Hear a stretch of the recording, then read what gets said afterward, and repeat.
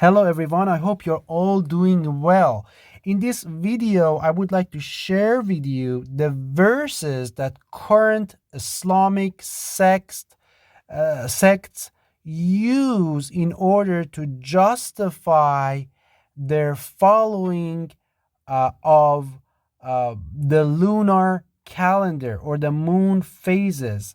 As you know, there are several calendars that exist in the world. There is solar calendar, there is lunar calendar, and there is also a combination of both solar and lunar calendar, which they call solar calendar or solely lunar calendar. Uh, so um, let's just take a look at the Quranic verses that are being utilized in order to justify including the moon into the calendar. So let's look at it. Let's see what the Quran tells us, and inshallah we will have a better understanding of it at the end of this video. Some of these topics that I'm going to be discussing, really, I don't think it has ever been discussed like this before. So I'm hoping that you will leave this Quranic conversation knowing a lot more and much more about the Quran than you did before. So the first verse that we want to look at is verse number 5 and of chapter 10 in the Quran. It says, it is he who made the sun al-diya, a shining light, and the moon a light. Here it says a derived light, but it doesn't matter. And then it says وَقَدَّرَهُ manozil. It means that determined for it. For it is talking about the moon. Determined for the moon phases. So it's talking about both the sun and also the moon. And here in parenthesis, really, is just what it's saying, that for the moon, Allah has determined phases for the moon. And then, so what is the purpose of these two? Allah is saying that I created the sun and I also create the moon, and for moon I also made I determined some phases, and the whole purpose of the sun and the moon was so that you may know the number of years and accounting. So this is the purpose of the creation of the sun and also the moon, and the moon has all those phases that we know. So the purpose is for us to know the number of years and also accounting. So basically it's telling us that both that the sun and the moon are timekeeping and accounting equipment, something like that. So now let's look at verse number 96 of chapter 6 in the Quran. It says, he's the cleaver or breaker, faliqul isbah, of daybreak. And he has made the night for rest and the sun and the moon for calculations. وَالشَّمْسَ وَالْقَمَرَ حُسْبَانًا. So the sun and the moon for calculations. This is literally the same thing. These two verses are telling us the exact same thing, that both the sun and the moon are timekeeping equipments, and they literally can be used for that purpose. So my question for you is, should we use the sun, the moon, or both of them to calculate the number of years? As you know, currently in the world, both the sun and the moon can and are being used for that purpose. As I mentioned, we have some countries that only use the sun, and that is called solar calendar. So the current calendar that is used in America and in Europe, that is purely solar calendar. So the moon has nothing to do with it. The Persian calendar, the current Persian calendar, is purely solar. Moon has nothing to do with it. However, when you look at the current Islamic calendar, it's purely lunar calendar. So the sun has nothing to do with it. It's only the moon that determines the calendar, the number of years, and all those good things. And then we also have a combination of both. They call it, as I mentioned, solely lunar calendar, that you use both the sun and the moon to measure the number of years. So as you can see, both are being used. And remember, both the sun and the moon are Allah's creation. So Satan or Iblis or devil has not created any of them. So the sun, the moon, both of them, the stars, everything you see in the heavens and in the earth are Allah's creation. Everything. So both of them are Allah's creation. Allah has created it based on His knowledge in order to, and both of them can be used. However, my question for you is, does Allah has a preference? Does Allah tell us what His preference is? The reason why I say that is because there's so many religions in the world but Allah has a preference in terms of what religion we have to follow, correct? Allah says that we have to follow the religion of Islam.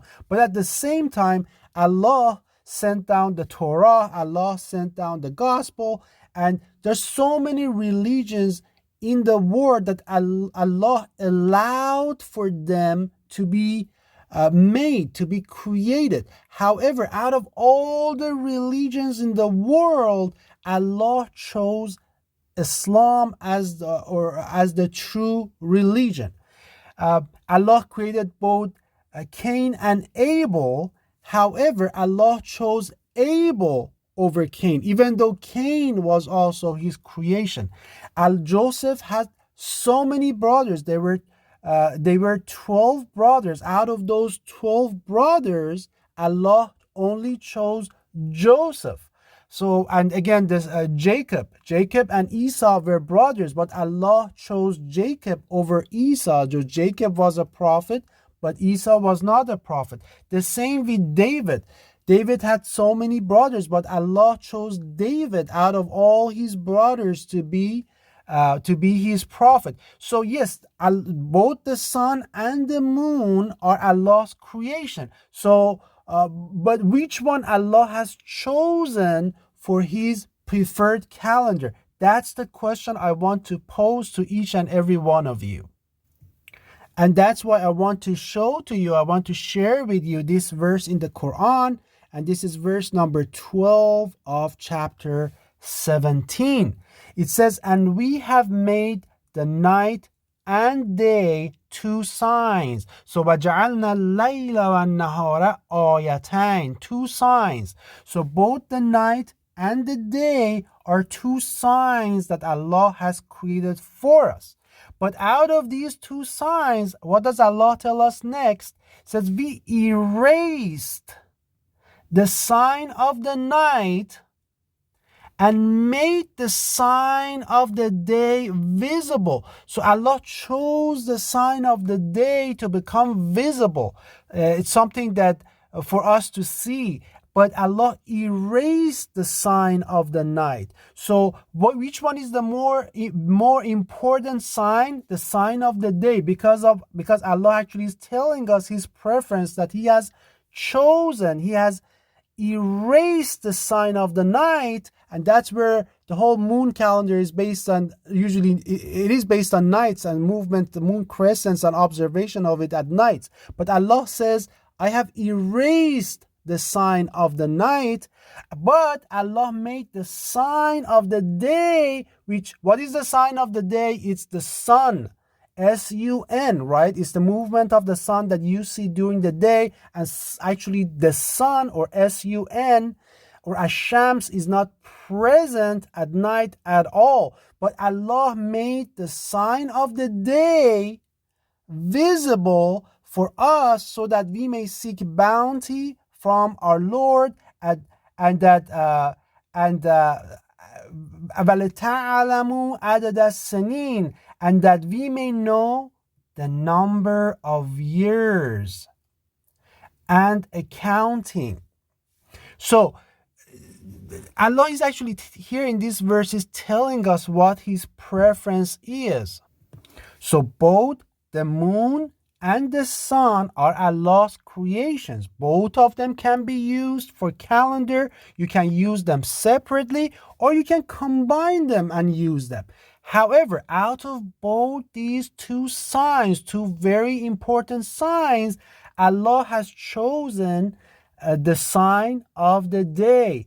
Allah has erased the sign of the night so that we may use it in order to calculate basically the number of years. So, and Allah gives us a lot of signs in the Quran. For example, the occurrences of the word yaum, which means basically it's a 24-hour period or day plus night, is in 365 times. So Allah is telling us that there's 365 days in a year.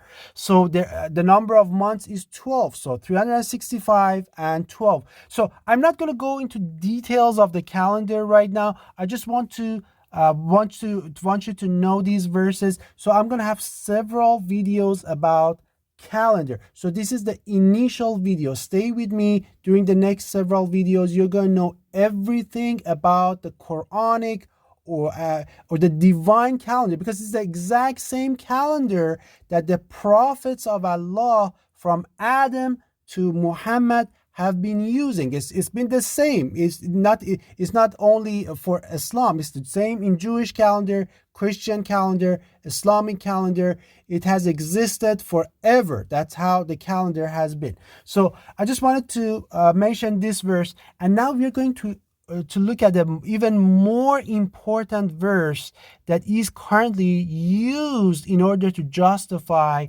the phases of the moon, or the lunar calendar, moon calendar. And that is this verse that we already looked at, verse number 5 of chapter 10. So you remember how we mentioned this part of the verse that it says, وَالْقَمَرَ نُورًا وَقَدَّرْنَاهُ مَنَازِلَ.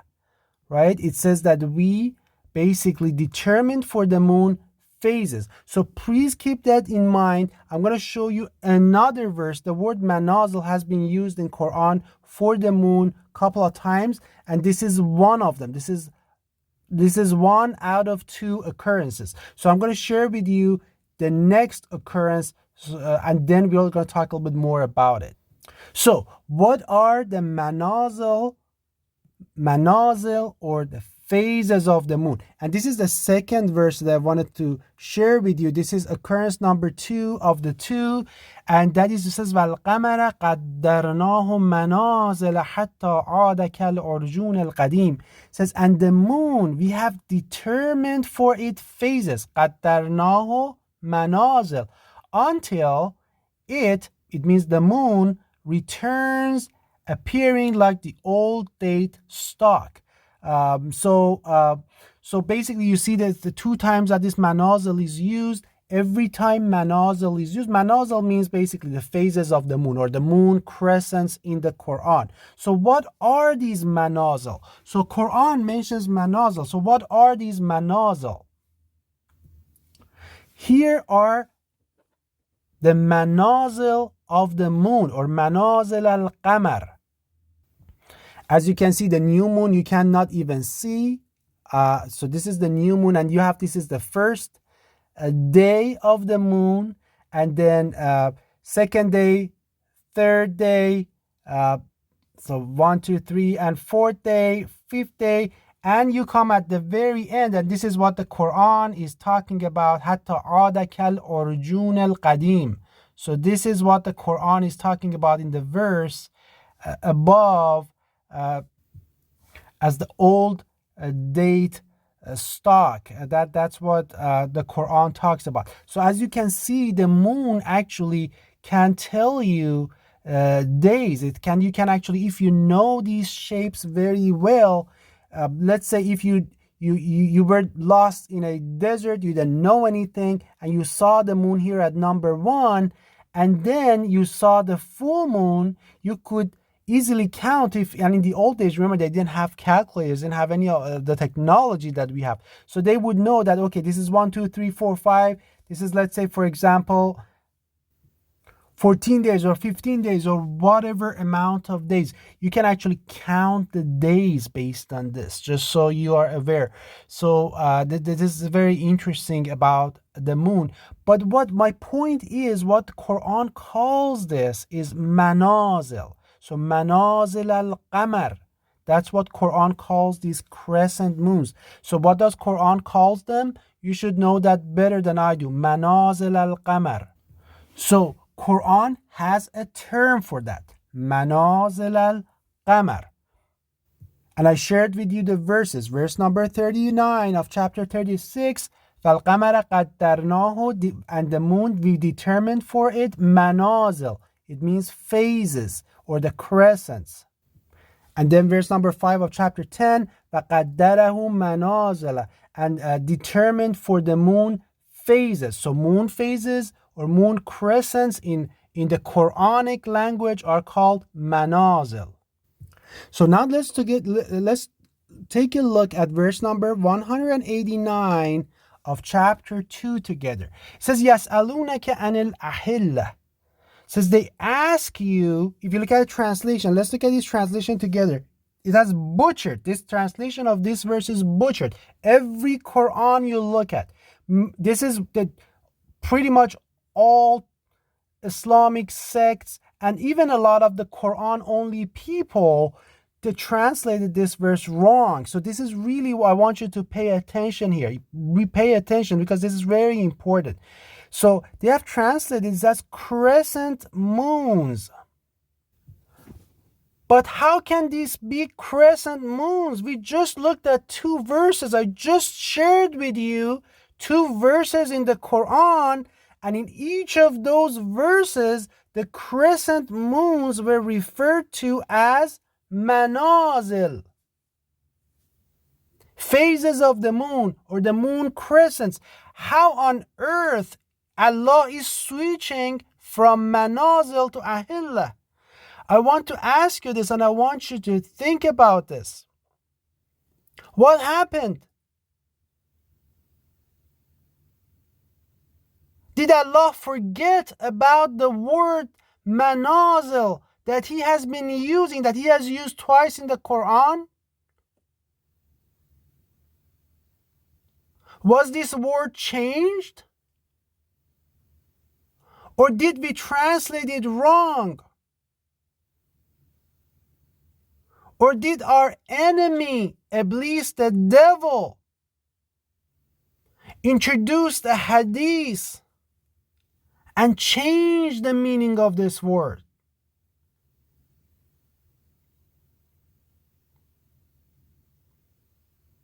So I think you all know the answer, but it gets only worse. Then it says, قُلْ هِيَ, say, hiya means al-ahillah, whatever that is mawaqitu linnas. If you, some of the translations are correct, but here this translation is horrible. This is measurements of time.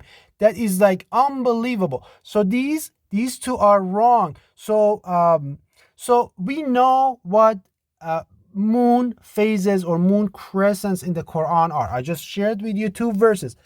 The only way you would not agree to the meaning of manazil is that you really don't want to believe in the Quran. Quran is very clear. I just shared that with you.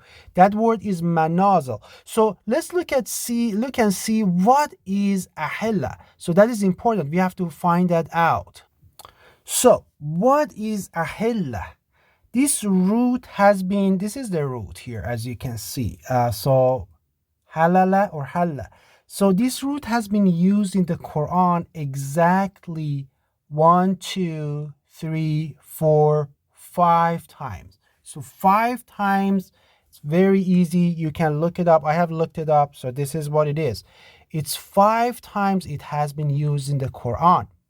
4 out of the 5 times. So 4 out of the 5 times it is used as this form.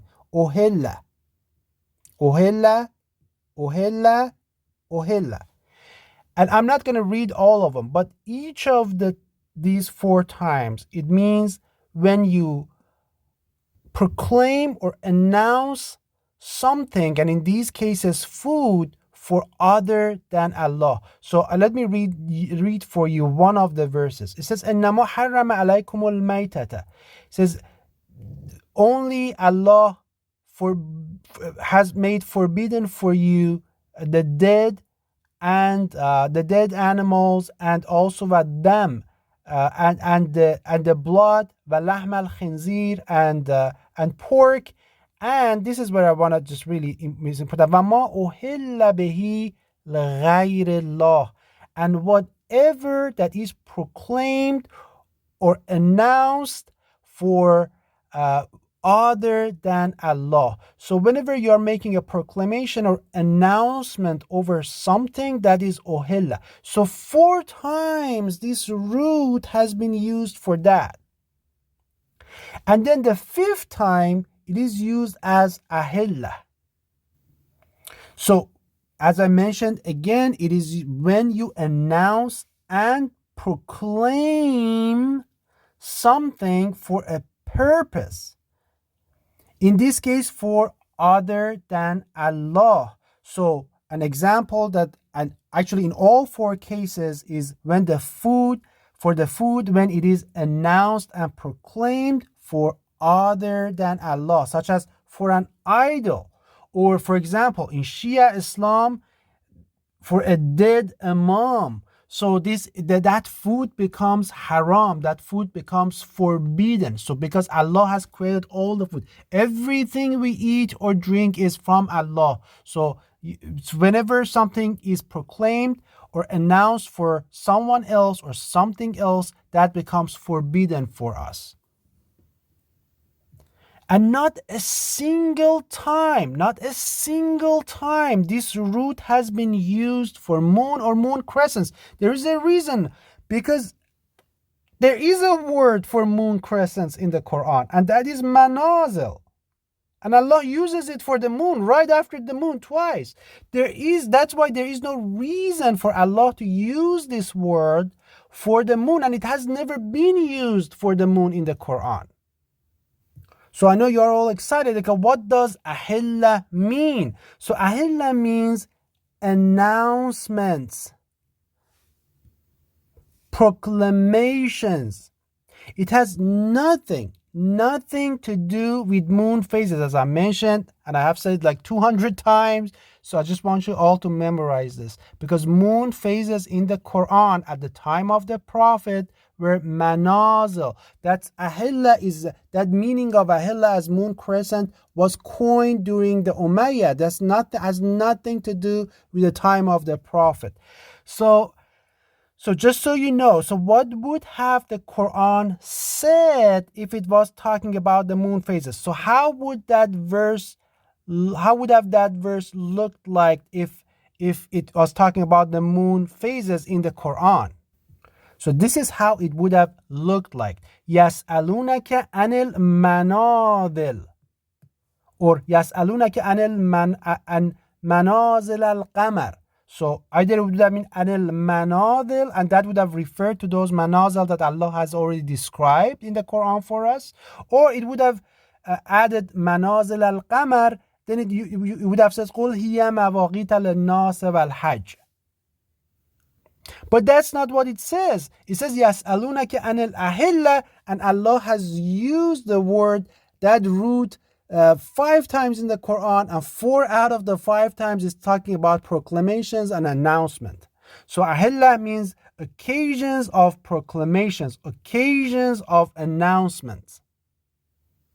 So what is the verse telling us? And for us to know that, we have to go back up, look at the verse one more time.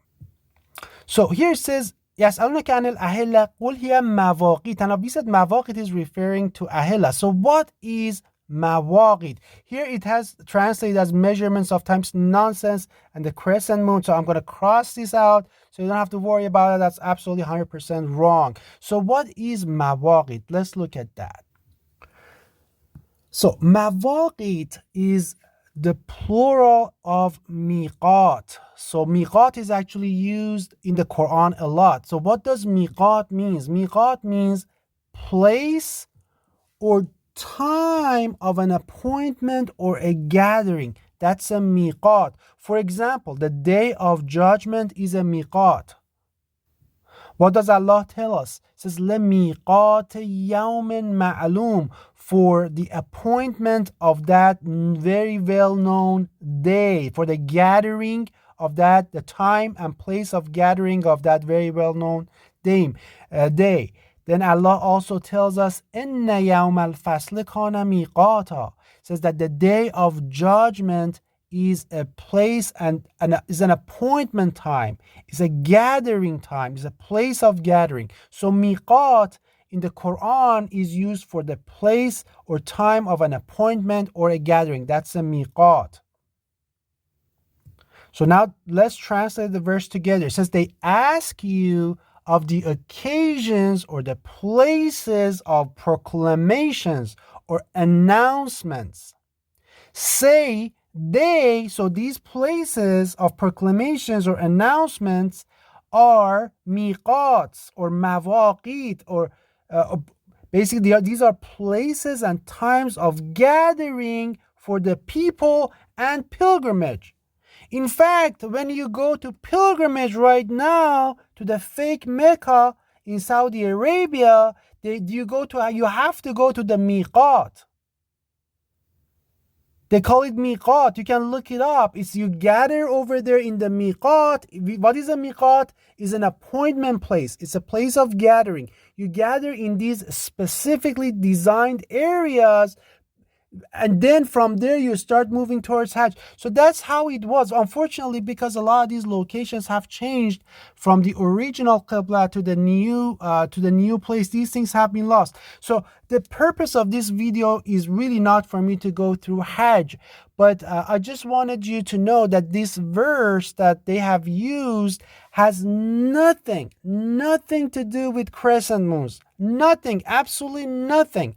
Ahillah has nothing to do with the crescent moons. And also, the other two verses that I shared with you at the beginning, none of them say that we have to use the moon for the calendar or anything like that. It says both of them are used. Allah has created both of them as accounting equipments. But then Allah tells us his preference that it is that Allah mahawna ayat Allah, that Allah erased the sign of the night and made the sign of the day mubsara, visible for us, so that we can be awake, we can be working during the days, so we are asleep during the nights, we are up during the days, and that's what we use to determine the number of the years. And stay tuned, there's a lot more to that, but I just wanted to share those two, because these verses with you, because these two verses are used by the devil, by Iblis, to misguide many for the past 1400 years, since the time of the Umayyad, when they misled people. So I just wanted to share this with you, and then inshallah we're going to talk about the calendar, and you're going to see actually Quran is very, very clear in terms of what calendar we have to use, how it should work, and Allah gives us the framework for it.